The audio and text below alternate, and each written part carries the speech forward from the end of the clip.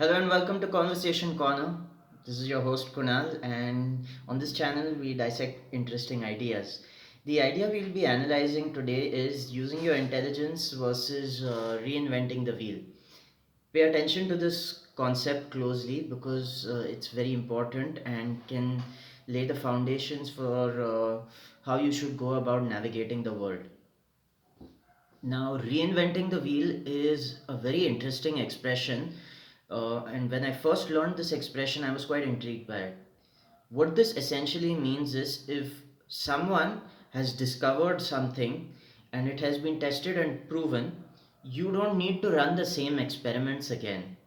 So, if we were to give an example of that, is you don't need to circumnavigate the globe to understand that the world is not flat, right? We know that it is round, geoid to be specific, and we don't need to repeat experiments to understand certain conclusions we've made. So, how science works is people in the past have been building theories and been testing them, and as and when time progresses, as and when these theories are tested, they become accepted in the mainstream through their practice and their application.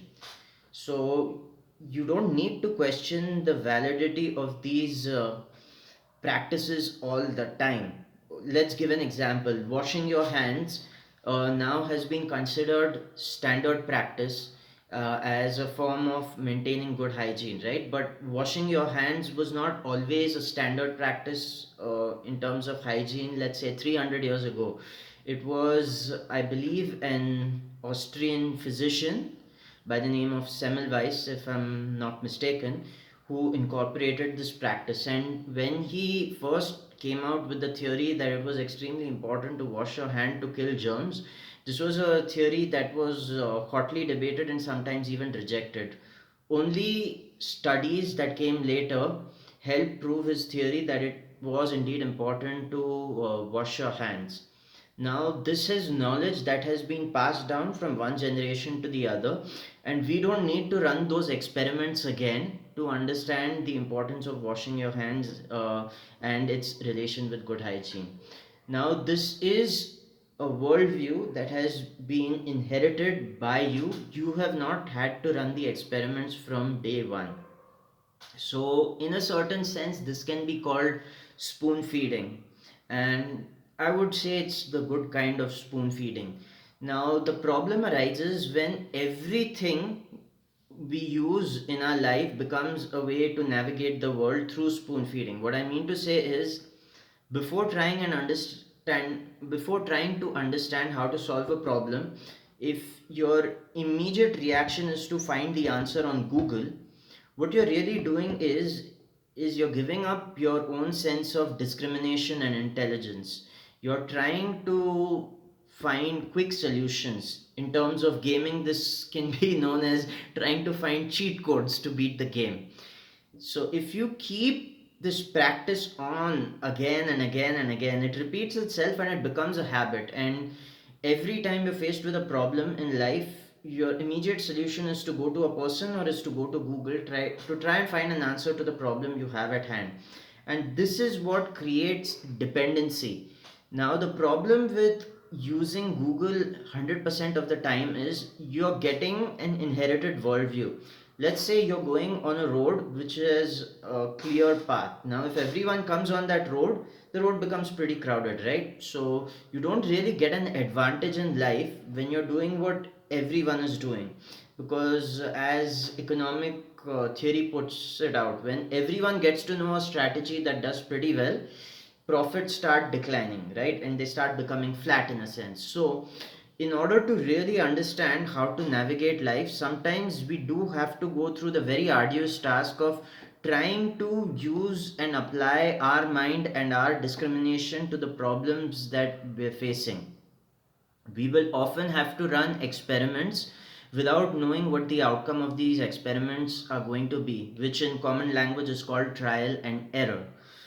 The problem with the generation that is growing up with the internet is that they are not being exposed to trial and error as much as they should. So anytime they're faced with a problem, they want to run to Google and try and find the answers to what they want. If not Google, they'll go to YouTube or they'll go to someone else who's accomplished. Now, it's great to take the advice of someone who's already been there and done that, but every time the advice of this person may not apply to your life and your circumstances. And the person who's reached a certain level of success in his or her life is speaking from his or her experiences, and this person's experiences may not coincide with the experiences you're having in your life, which is why sometimes it becomes necessary to apply your own intellect to try and navigate your way out of a certain problem in life. It is a very delicate balance you have to try and find between trying to apply your own intelligence versus trying to apply the knowledge that you've inherited from other people. It's hard to tell what the best course of action is, and only practice and application of both these principles will give you an understanding of what the perfect balance or the perfect ratio is. There's no pre-described formula for what ratio should be applied, whether you should have more of knowledge that's already out there or whether you should apply your own intellect.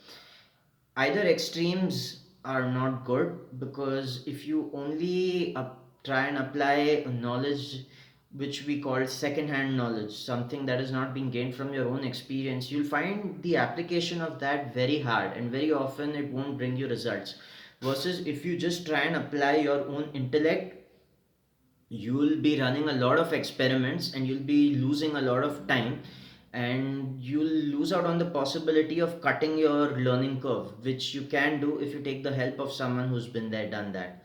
It is a tough balance, and I don't profess any solutions.